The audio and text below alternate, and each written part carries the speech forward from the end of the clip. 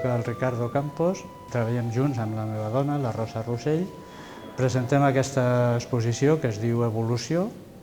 El punt de partida va ser el tenir la gran sort jo de conèixer en Lluís Cornellà i de quedar sobtat pel seu treball i el treball de la ceràmica negra. I a l'hora de començar a posar-se a fer coses per vendre i per viure d'això, vam decidir fer negra, ceràmica negra.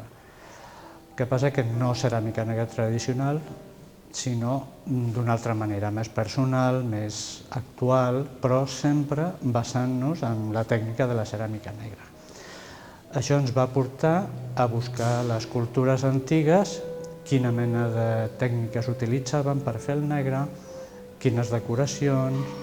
És el resultat una mica de tot això.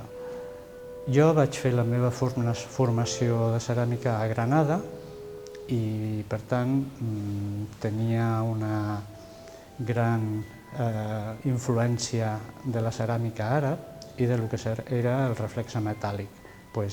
Anar fent assajos i proves i tal, hem aconseguit unificar tant la ceràmica negra per un cantó com el reflex metàl·lic per l'altre. I aquest és el resultat una mica de tot aquest viatge.